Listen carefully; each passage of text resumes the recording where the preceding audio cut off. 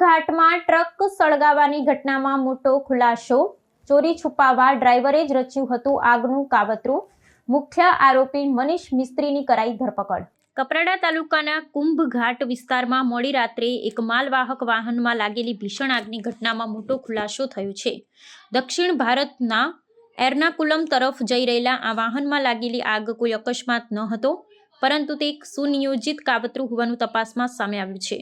વાહનમાં ભરેલા લાખો રૂપિયાના કૃત્રિમ પદાર્થના દાણા બળીને ખાખ થઈ ગયા હોવાની પ્રાથમિક જાણકારી પાછળ એક મોટી ચોરીનો પર્દાફાશ થયો છે।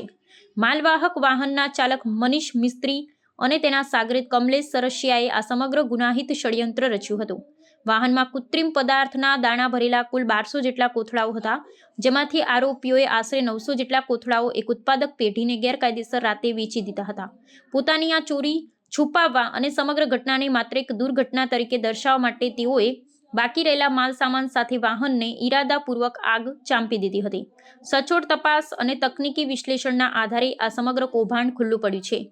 આ ગંભીર બાબતની જાણ થતાં જ તપાસનીશ અધિકારીઓએ ત્વરિત કાયદાકીય કાર્યવાહી હાથ ધરીને બંને આરોપીઓ વિરુદ્ધ સત્તાવાર રીતે ગુનો દાખલ કર્યો છે। આ મામલામાં મુખ્ય આરોપી મનીષ મિસ્ત્રીની ધરપકડ કરી લેવામાં આવી છે, જ્યારે ફરાર થઈ ગયેલા અન્ય આરોપીને ઝડપી પાડવા માટે સઘન શોધખોળ ચાલી રહી છે।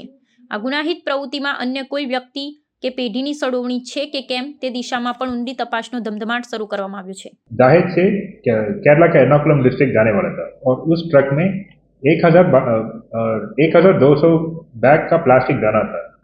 और जब इस ट्रक रास्ते में चौसाला गांव में, कपराड़ा का विस्तार में चौसाला गांव में रुके और जो 1200 बैग्स ऑफ प्लास्टिक दाना था उसमें से 900 बैग्स निकाल के दूसरा आइसर टेम्पो में शिफ्ट कर दिया और बाकी 300 बैग्स जो ट्रक में था उसको जला दिया। एंड उसके बाद हम पुलिस को इन्फॉर्मेशन आया और जब ये जानवर में तपास कर रहे थे, हमको पता लगा कि ये फायर इंसिडेंट जैसे जो आरोपी मिसलीड करने की कोशिश किया, पुलिस को गुमराने की कोशिश किया, वो ऐसे नहीं हुआ था। ये जानबूझ के उन्होंने जला दिया। तो उस वजह से हम तपास करने में सूरत में एक गोडाउन में हमको क्लू मिला और उस गोडाउन में जो 900 बैग्स शिफ्ट किया वो पूरा 900 बैग्स हमको मिला।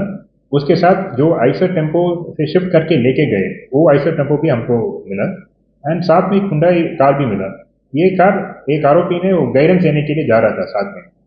तो इस वजह से हम पूरा 100% रिकवरी कर दिया इस केस में कपराड़ा पुलिस।